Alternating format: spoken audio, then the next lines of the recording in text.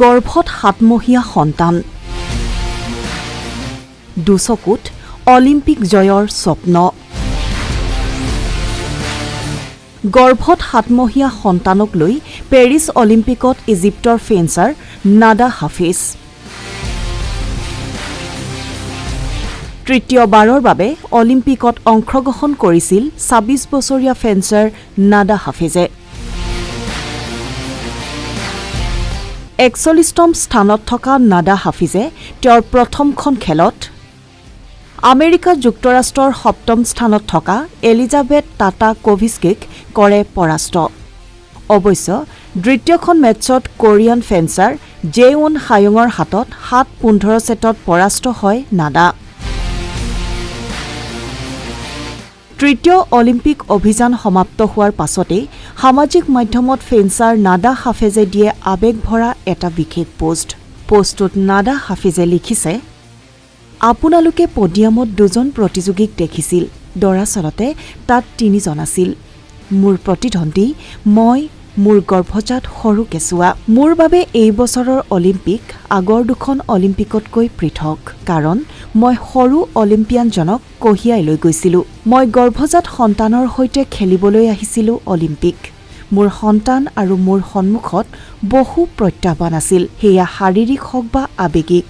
গৰ্ভাৱস্থাৰ উত্থান পতন নিজৰ বাবে বহু কঠিন কিন্তু জীৱন আৰু ক্ৰিয়াৰ মাজত ভাৰসাম্য ৰক্ষাৰ সংগ্ৰামটো অতি কঠিন আছিল যদিও সংগ্ৰামৰ মূল্য আছিল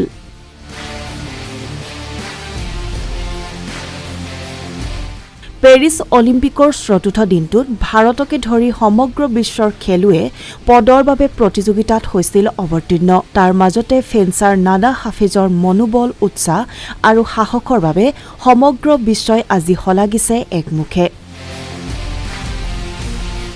নিউজ টেক্স ৰিপৰ্ট নিউজ নাও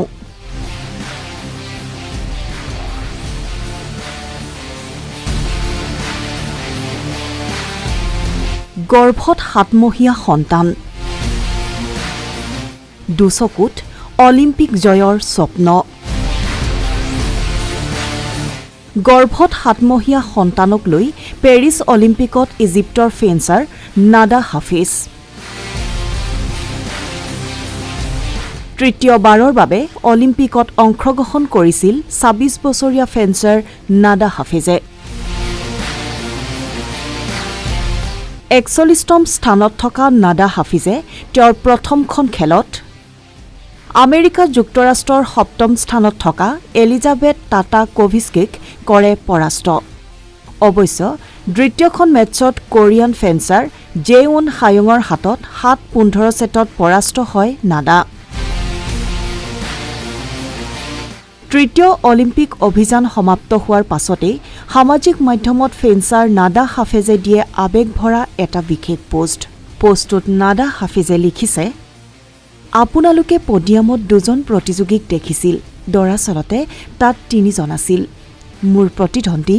মই মোৰ গৰ্ভজাত সৰু কেঁচুৱা মোৰ বাবে এই বছৰৰ অলিম্পিক আগৰ দুখন অলিম্পিকতকৈ পৃথক কাৰণ মই সৰু অলিম্পিয়ানজনক কঢ়িয়াই লৈ গৈছিলোঁ মই গৰ্ভজাত সন্তানৰ সৈতে খেলিবলৈ আহিছিলোঁ অলিম্পিক মোৰ সন্তান আৰু মোৰ সন্মুখত বহু প্ৰত্যাহ্বান আছিল সেয়া শাৰীৰিক হওক বা আৱেগিক গৰ্ভাৱস্থাৰ উত্থান পতন নিজৰ বাবে বহু কঠিন কিন্তু জীৱন আৰু ক্ৰিয়াৰ মাজত ভাৰসাম্য ৰক্ষাৰ সংগ্ৰামটো অতি কঠিন আছিল যদিও সংগ্ৰামৰ মূল্য আছিল